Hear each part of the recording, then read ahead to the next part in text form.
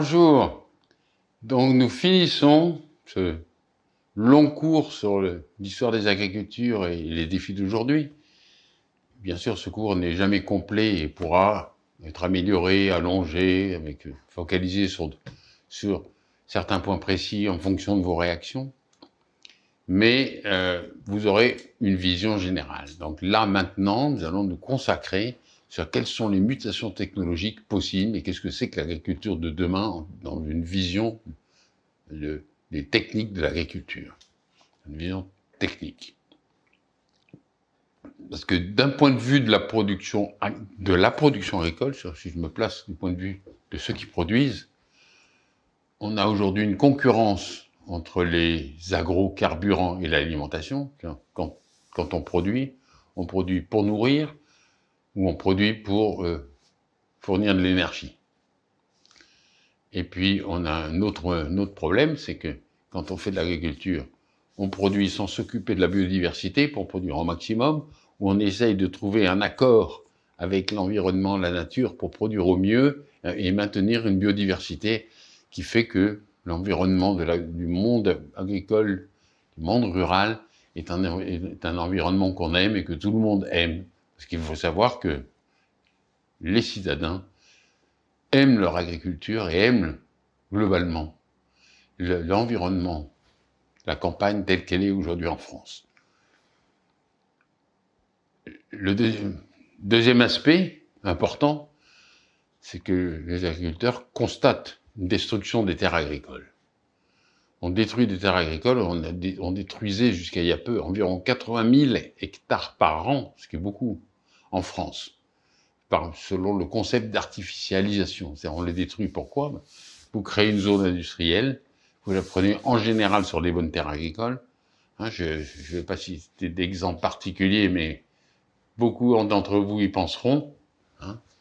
Il y a des terres agricoles actuellement qui ont été complètement supprimées pour des activités qui n'ont rien à voir avec l'agriculture et qui peut-être auraient pu être déplacées ou mises en des lieux où les terres agricoles étaient moins bonnes. Ce sont des industries, activités économiques, transport, habitation. Il y a beaucoup de lieux en France où il y a des friches industrielles et il vaudrait mieux recréer des nouvelles activités dans ces friches industrielles plutôt que de les reprendre sur l'agriculture. Ensuite, les agriculteurs constatent une modification des demandes des consommateurs. Et là, c'est quelque chose qu'il faut regarder de près, parce que ces demandes sont extrêmement complexes. Parfois, les consommateurs demandent une agriculture qui est sans intrants, qui est de qualité nutritionnelle, qualité sécuritaire, et il n'est pas toujours sûr qu'ils sont prêts à payer pour ça.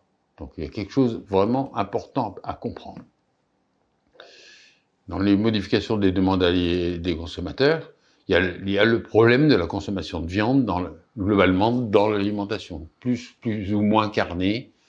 Le débat n'est pas il faut arrêter de manger de la viande, le débat est pourrait-on avoir une agriculture qui soit organisée de telle sorte qu'on ait moins besoin de manger de viande et que la production de l'élevage dans le territoire soit intelligemment gérée de la même manière que la production de légumineuses qui fournissent des protéines tout à fait assimilables par l'organisme puisse être aussi développée.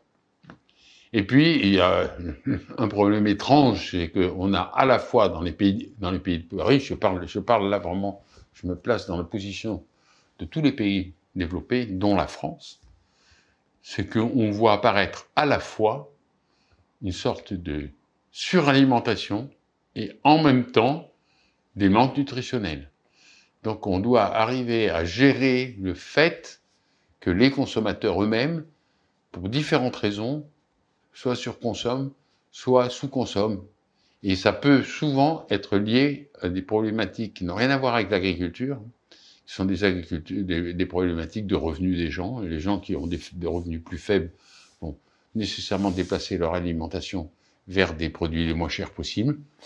Et c'est une réflexion qui ne concerne pas les agriculteurs en soi. C'est-à-dire, c'est pas à eux de gérer cette modification des demandes alimentaires des Français, mais c'est à eux aussi de s'adapter, de comprendre qu'est-ce qu'ils peuvent faire pour être à l'optimum de la demande. Et puis, encore une fois, du point de vue agricole, on sait très bien qu'on va vers un coût croissant de tout ce qui est intrant, et entre autres de l'énergie. Donc il va falloir faire avec, en sachant que l'énergie et les intrants, la tendance lourde sera toujours à l'augmentation.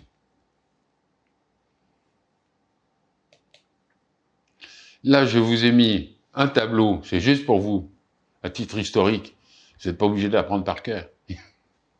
C'est l'histoire de la synthèse des engrais azotés, parce qu'elle est quand même signifiante, puisqu'on a découvert l'azote en 1785, c'est-à-dire fin du XVIIIe siècle, avant la Révolution française. L'azote, on savait ce que c'était, NO2, NO3, était connu. L'azote N2, et puis les oxydes d'azote, NO2, NO3, étaient connus. En 1913, deux Allemands, M. Haber et M. Bosch, ont développé un process pour fabriquer des nitrates. Les nitrates, vous devez avoir entendu parler d'événements récents près de Toulouse, où il y a eu une explosion de nitrates qui a causé des drames humains considérables. Mais vous vous souvenez peut-être de l'explosion du silo au Liban. En fait, la concentration soit de nitrate, soit même tout simplement de farine, peut dans certains cas entraîner des explosions très rares. Mais l'invention des explosifs, parce que le procédé Haber-Bosch c'était l'invention des explosifs, a montré que des explosifs à base de nitrate, évidemment, les nitrates pouvaient être utilisables pour l'apport d'engrais azotés au sol. Donc c'est quand même un procédé militaire, à but militaire, des explosifs, qui a fini par être utilisable pour l'enrichissement des sols en engrais. Alors maintenant, on va parler des grandes composantes de l'agriculture de demain. Donc je vais les prendre un à un. D'abord, des nouvelles pratiques dites agronomiques, dites agroécologiques. Le mot agroécologie est un mot qui a été inventé, qui a déjà un certain âge, qui a été dans les publications agronomiques, ça date des années 80. Et ça associe deux concepts qui paraissent contradictoires. C'est l'aspect agricole, qui est pour but de produire, et l'aspect écologique, qui est comment le système vivant se construisent. Et donc, aujourd'hui, on peut dire que conceptuellement, le concept d'agroécologie est encore un concept extrêmement flou, extrêmement complexe, mais c'est un concept qui est dynamisant pour la recherche. Parce qu'il s'agit de protéger et d'améliorer les sols, il s'agit d'allonger les rotations, de faire de l'agroforesterie, de faire de la complémentation des cultures, et de couvrir les sols toujours au maximum pour qu'ils ne se dégradent pas et que lorsqu'il pleuve, les sols ne soient pas emportés dans les rivières. Un bon exemple, chaque fois que quand il pleut beaucoup, allez voir les rivières. Si les rivières sont sombres, sont marrons, ça veut dire que le sol a été emporté par la pluie. Ça veut dire que les sols ne sont pas complètement couverts et que la pluie en tombant entraîne les sols. Si on arrivait à faire une agriculture où les sols ne sont jamais nus, on arrêterait de faire de l'érosion et on limiterait beaucoup les pertes d'engrais qu'on apporte, qu'ils soient phosphatés ou azotés. Le deuxième aspect, c'est l'agriculture de précision. Parce que autant vous pouvez améliorer les pratiques agricoles, agroécologiques, etc., autant on constate que si on fait une agriculture de précision, on consommera moins d'intrants pour le même résultat. Et donc, si on arrive à optimiser, on pourrait arriver globalement à produire plus. En tout cas, on peut produire plus en mettant moins. Et en outre, ça peut entraîner un arrêt de la chimie, un remplacement de la chimie par la mécanisation. Typiquement, pas d'herbicides, mais des systèmes mécaniques qui tondent les herbes, qui permettent qu'on n'a pas besoin de lutter contre différentes maladies. Enfin, il y a des cas comme la vigne. On sait très bien que si la vigne, on arrivait à maintenir un couvert herbeux peu épais mais présent, on garde l'humidité, mais il n'y a pas trop d'humidité, on ralentit le développement de certaines maladies, donc on va ralentir évidemment les phytosanitaires, etc. Et puis, évidemment, la robotisation de tout ce qui est cerclage et autres, qui a commencé en agriculture biologique. Donc, ça, c'est l'agriculture de précision, capable de travailler le plus précisément possible. Le troisième composante, c'est création variétale et biotechnologie. Je sais que c'est un sujet qui fâche beaucoup, enfin en tout cas qui clive beaucoup les populations. Beaucoup de gens sont pour, beaucoup de gens sont contre, et c'est en général des dialogues de sourds. Mais ce qu'il faut savoir, c'est que globalement, toutes les espèces domestiquées sont des espèces qui ont été fabriquées, obtenues par des millénaires de sélection. Donc de toute façon, ce sont des espèces domestiquées et ou créées.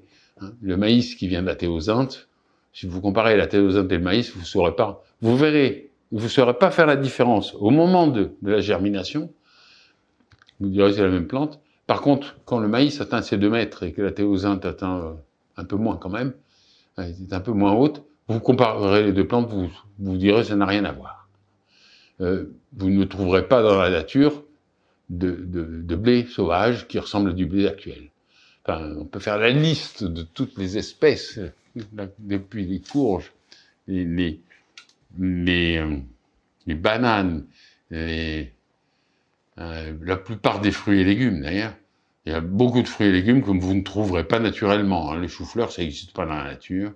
On peut faire toute la liste des fruits qui... on vous montrait le sauvage en face, vous n'imaginerez pas que c'est la même espèce. Donc on a quand même vraiment créé des variétés, et on peut continuer à créer des variétés, et à créer des variétés qui seront résistantes aux maladies, résistantes aux virus, aux bactéries, aux champignons. C'est toute l'histoire de l'agriculture, de lutter contre les prédateurs, les maladies, les adventices. Et puis il va falloir s'adapter à la sécheresse, au froid, à la salinité, puisqu'avec le changement climatique, il va y avoir, selon les pays, selon les régions, plus de sécheresse, parfois des froids inattendus, parfois de la salinité qui remonte, etc. Et puis, lié aux demandes de diététique et de nutrition, il va falloir arriver à faire des plantes avec des optimisations métaboliques. Plus de vitamines, plus d'acides gras, ou au moins les vitamines qu'il faut et les acides gras qu'il faut quand il faut.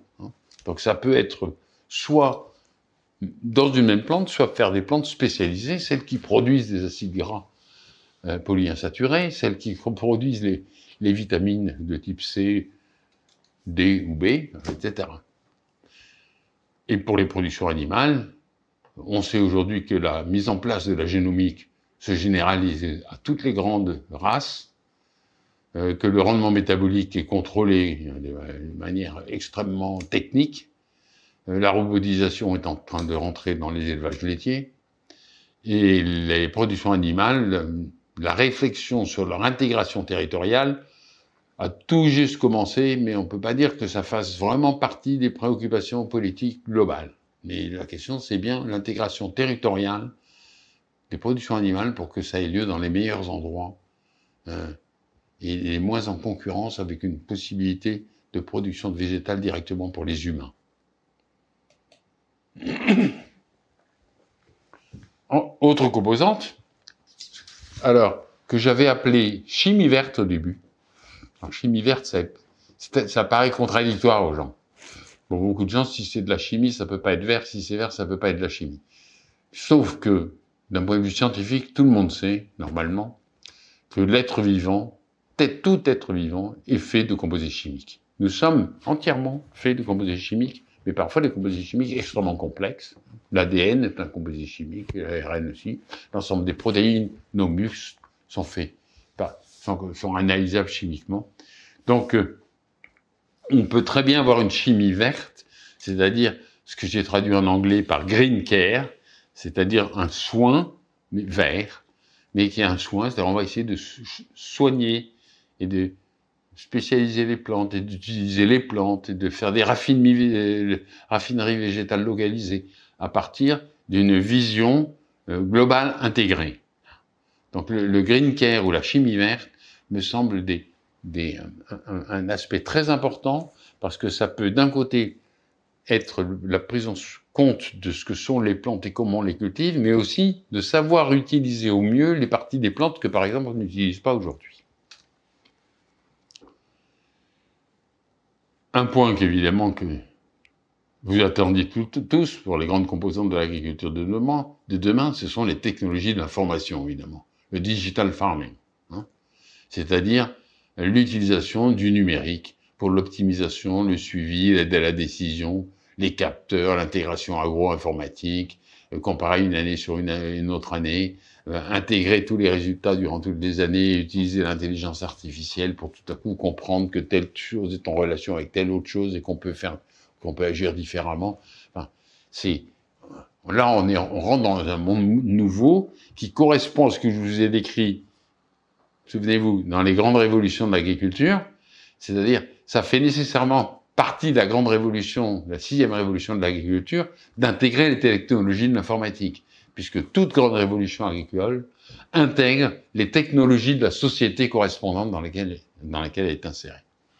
Et l'autonomie énergétique, qui est le dernier point, devient une telle problématique aujourd'hui, avec nos besoins monstrueux d'énergie par personne, il va falloir trouver en agriculture un moyen de minimiser les intrants, de produire de l'énergie à la ferme, de mutualiser certaines activités énergétiques. Ça peut être par exemple tout ce qui est tracteur, moisson, en fait, tout le matériel peut commencer à être mutualisé par groupe d'agriculteurs pour consommer et optimiser leur usage. Ça peut être le recyclage, et ce sera le recyclage des phosphates et du phosphore de manière générale. L'autonomie énergétique, je vous avoue, c'est peut-être un grand mythe, mais je pense que si on arrivait, non pas au niveau de l'exploitation agricole toute seule, parce que ça, je pense que c'est illusoire, mais à partir de certains territoires, et des territoires de plus en plus grands, d'arriver à avoir une autonomie énergétique, ce serait une garantie pour nous,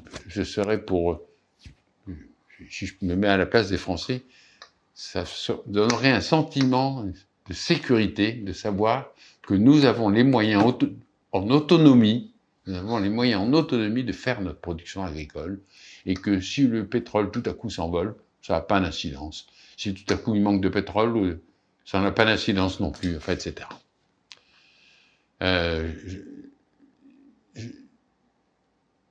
On n'utilise pas actuellement tous les outils possibles pour l'autonomie énergétique de l'agriculture. Je vous montrerai des images plus tard. Mais il faut aussi que les lois, elles sont en train de changer en France. Il faudrait que les lois fassent que l'agriculteur soit capable de produire sa propre énergie pour lui-même.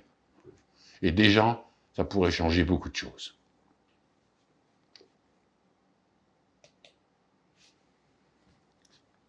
Maintenant, il faut parler toujours de cet aspect de fond, parce que c'est un aspect crucial, c'est l'agriculture, c'est l'adaptation au changement climatique. Alors, ce qu'il faut bien comprendre, c'est que dans l'adaptation au changement climatique, il faudra faire plein de choses à la fois. Peut-être produire un petit peu moins de consommation de produits animaux. Peut-être produire à la fois plus de produits de proximité et en même temps des produits qui puissent être reconstruits. Il y a toujours actuellement une sorte de tendance contre les produits artificiels en disant éviter les produits hyper transformés. J'en suis pas sûr, ça dépend desquels. La question est de voir quels sont les produits de proximité qu'il est préférable de consommer et quels sont les produits assez artificiels pour lesquels ce serait une bonne solution plutôt que de faire des importations massives. Il faut arriver à comprendre et à discuter la dialectique entre qu'est-ce que c'est qu'un produit naturel, qu'est-ce que c'est que l'optimum nutritionnel. L'optimum nutritionnel n'est pas nécessairement bâti sur le fait de prendre des produits complètement dits naturels, sachant que l'agriculture n'est pas une activité naturelle. J'espère que vous l'avez compris. Après l'ensemble de ce cours, l'agriculture, c'est quand même quelque chose d'un construit de l'humain qui a construit quelque chose avec la nature, certes, mais il a quand même construit quelque chose d'original que la nature n'aurait jamais fait. Donc l'agriculture n'est pas quelque chose de naturel. Même si les produits que vous mangez, si vous mangez une tomate et vous avez l'impression que c'est complètement naturel, vous exagérez un petit peu, parce que la tomate, naturellement, n'a jamais poussé qu'en Amérique. Si elle est en Europe, c'est parce que c'est nous qui l'avons emmenée en Europe. Et puis, il va falloir baisser les besoins caloriques, ça c'est sûr. Avoir une stabilisation, je ne sais pas où exactement, mais les tendances des publications scientifiques disent que 2000 kilocalories par personne devrait être suffisant, à condition qu'on ait une alimentation parfaitement équilibrée. Étant donné le vieillissement des populations et le fait que nous ne sommes plus des populations qui sommes en train de travailler au champ et d'avoir des activités de force en permanence.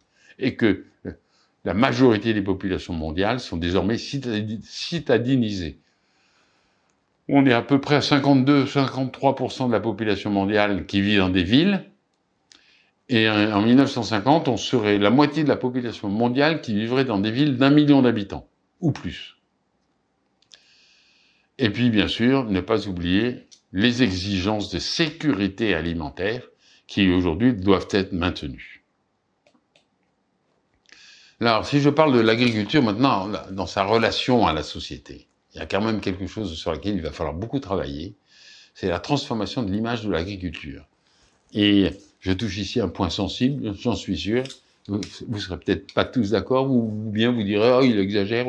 Certains diront dans un sens, d'autres dans un autre sens, mais il faut savoir que la majorité des citoyens, je prends en France, mais dans tous les pays développés, comme ils sont citadins en majorité, ils ont une image mythique de l'agriculture. Martine à la ferme, par exemple, ce petit livre pour enfants que j'ai lu moi quand j'étais enfant. Bon, Martine à la ferme, ça n'existe plus.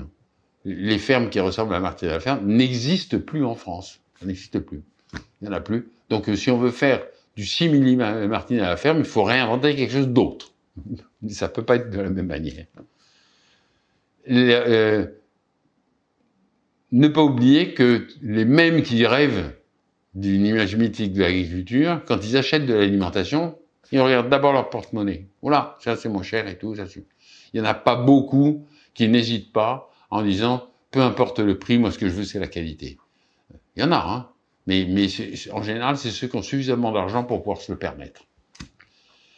Et donc le monde agricole a un gros travail à faire pour transformer cet imaginaire, mais même si je pense que c'est au monde agricole de le faire, je pense qu'il faut que les citadins fassent le trajet eux-mêmes et prennent le temps d'aller visiter des exploitations agricoles, discuter avec des agriculteurs, comprendre quels sont leurs choix, pourquoi ils font ceci plutôt que cela. Et aux agriculteurs d'être capables de l'exposer et d'en discuter. Alors, je peux prendre la viticulture française, parce que la viticulture française, quand j'étais jeune, c'était une catastrophe. La viticulture, je dirais, à la fin des années 60, au courant des années 60, c'était 70% de piquettes. J'espère que je risque de me faire... Je pense pas que je vais me faire des ennemis de la viticulture, parce que je me place il y a 60 ans, 70 ans. Mais quand même, on avait des vins qui coûtaient moins cher que des jus d'orange, ou que le moindre fruit pressé. Était-ce normal? Était-ce normal d'avoir du vin à un tarif si peu cher? Aujourd'hui, il n'y a plus de piquettes en France. Vous pouvez chercher, pratiquement vous pouvez acheter au hasard un vin, il sera toujours bien meilleur que la moyenne des vins des années 60. Donc on a fait un changement radical, mais c'est un changement vers la qualité, et la viticulture française en est sortie renforcée. Alors en fait, il y a peut-être moins de viticulteurs aujourd'hui qu'avant, mais ce qu'ils produisent est de bien meilleure qualité. Donc j'ai pris cet exemple-là, mais on peut prendre l'exemple des arboriculteurs, on peut prendre plein d'exemples, et on découvrira qu'il y a eu plein de cas où il y a eu un travail considérable qui a été fait pour améliorer la qualité. Et il va falloir travailler le message d'une agriculture plurielle. Alors ça, moi j'insiste fortement là-dessus, une agriculture plurielle, responsable, qui s'assure, plutôt que quémande, qui s'assure de ce qu'elle fait, qui s'assure dans le sens qu'elle prend des assurances sur les risques qu'elle prend, parce qu'elle peut prendre des assurances, et il faut qu'elle demande, il nous faut des assurances pour qu'on puisse prendre des risques. plutôt que quémander des subventions. Et cette agriculture sera à la fois technologique, très technologique, et en alliance avec la nature, dans le sens en alliance avec les processus du vivant. Prenons le terme vivant comme les processus du vivant et être en accord avec les processus du vivant. Je pense que c'est un terme plus adapté que de parler de produits naturels. Et pour la conclusion des grandes composantes, donc c'est 1. Des agricultures multiples, avec des méthodes de culture qui peuvent être variées de région en région et en fonction de différents choix. Elle sera multiple en termes de production. Elle va s'adapter, ça va être une agriculture qui s'adapte aux conditions pédoclimatiques de l'endroit où elle est. On ne va pas faire des lois générales avec des réglementations pour tout le monde, alors qu'ils travaillent dans des conditions qui n'ont rien à voir. Une adaptation à la géographie humaine, parce qu'en fonction, qu'est-ce qui se passe à côté, hein? Il y a une grande ville, une petite ville, une moyenne ville, donc on va pas faire les mêmes productions si on est au bord d'une grande ville ou d'une petite ville, ou bien qu'on est dans une grande région villageoise, etc. Et il y a le problème des cultures en conditions complètement confinées, ce qu'il va falloir aussi pouvoir adapter. Des cultures citadines. Au Japon, dans certains cas, on produit des salades dans Tokyo. Beaucoup de gens diront c'est pas raisonnable. C'est quand même pas raisonnable faire des salades dans Tokyo. Ben ça dépend. Comme vous avez visité Tokyo, et vous verrez que c'est quand même un peu compliqué vu l'immensité de cette conglomération. Si vous voulez manger de la salade qui a été produite le jour même, vous n'avez pas le choix, il faut faire de la culture citadine, la culture confinée, et la salade sera fraîche. Le jour produit, vous pourrez la consommer. Si vous voulez avoir une culture de salade qui vienne, comme vous êtes, je parle toujours dans cette même région, qui vienne directement cultivée dans la terre, ben il faut que ça vienne de l'île de Hokkaido. Ça va être un peu compliqué à ce qu'il l'ait le jour même, hein, le rend 2 jours après, etc. Donc, on peut dire la même chose en France, hein, parce que Paris commence à avoir des caractéristiques qui en ressemblent. Donc il nous faut des innovations technologiques incessantes. Il faut accepter qu'aujourd'hui l'agriculture soit en transformation permanente et qu'elle avance sans cesse. Que ce soit en agronomie, en élevage, en biotechno, mécatronique, numérique, génétique.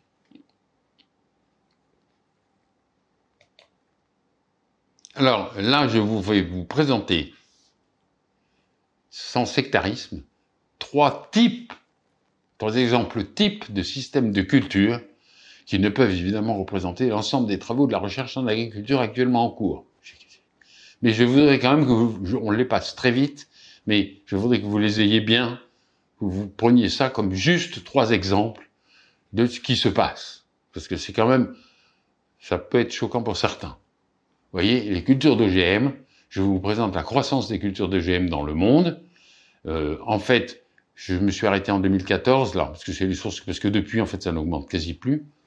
Hein, on a environ 180 à 200 millions d'hectares, avec 17 à 18 millions d'agriculteurs, ce qui veut dire quand même, en gros 10% des terres agricoles, hein, quand même.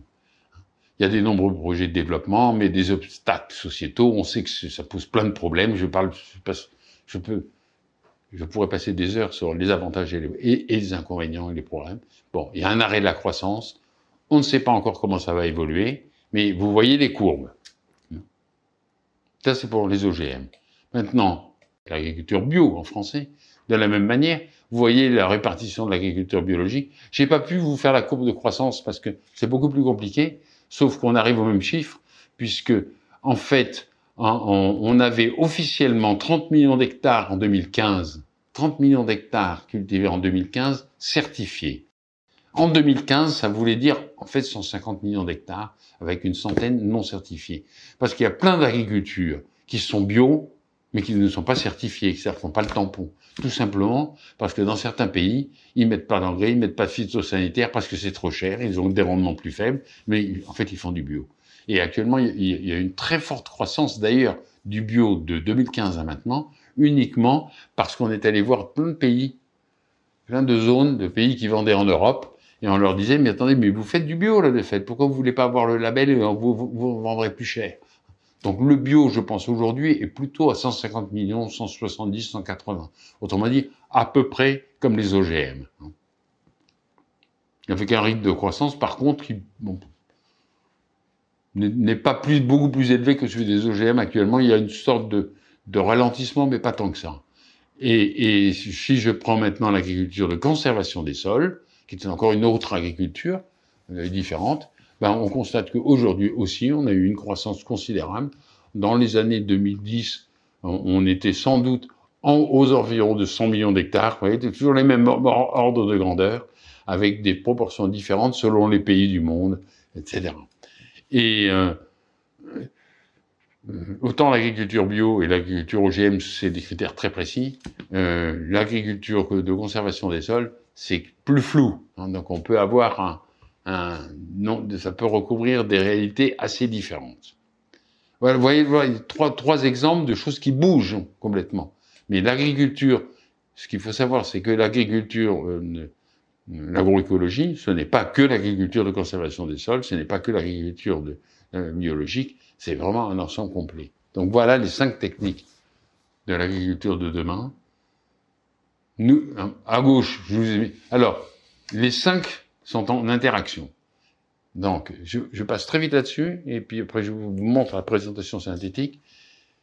Vous avez les 5 points de vue que je vous ai déjà cités. Hein. Les points de vue de la nouvelle agronomie, les points de vue de la chimie verte ou du green care, le point de vue de tout ce qui est nouvelle technologie, le point de vue du breeding, de l'amélioration des plantes et des animaux, et le point de vue de l'agriculture de précision. Donc c'est les 5 composantes dont je vous ai déjà parlé tout à l'heure, et elles sont toutes les 5 en interaction. Donc moi je l'ai présenté comme ça, pour la première fois, de cette manière-là, à des spécialistes d'informatique. Et donc, qu'est-ce que j'ai fait? Je les ai mis au milieu.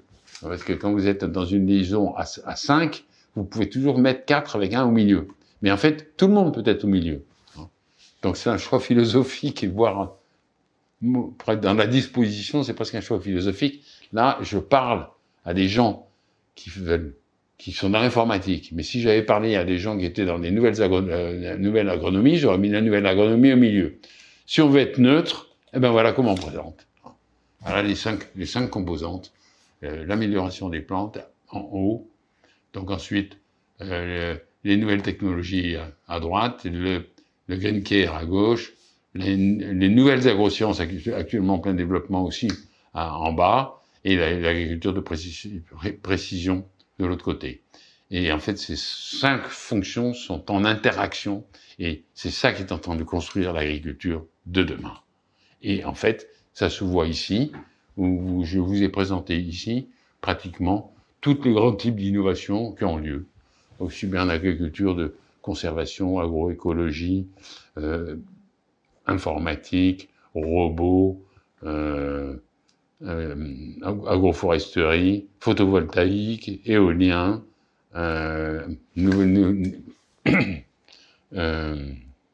méthanisation, qu'est-ce qu'il y a d'autre, et puis robots pour l'agriculture végétale et robots pour l'élevage. Alors, il y a une chose qui manque. C'est le problème de l'irrigation. C'est volontaire. Je n'ai pas voulu montrer de nouvelles technologies.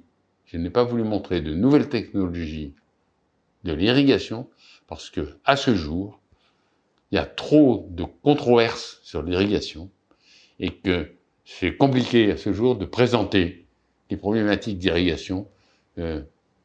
On est dans un débat de société qui est pas très bien parti pour discuter de qu'est-ce qui doit être irrigué, qu'est-ce qui doit pas être irrigué, comment, faut-il faire des rétentions collinaires, faut-il faire des rétentions d'eau. Vous avez entendu parler des méga-bassines et tout. Donc j'ai préféré présenter tous les aspects techniques, hormis l'irrigation, qui est pourtant un des critères fondamentaux liés à toutes ces technologies qu'il y a ici. Toutes ces technologies auront une relation avec l'irrigation. Voilà. Je vous remercie de votre écoute, de votre attention pendant si longtemps, et vous souhaite une bonne journée. Au revoir.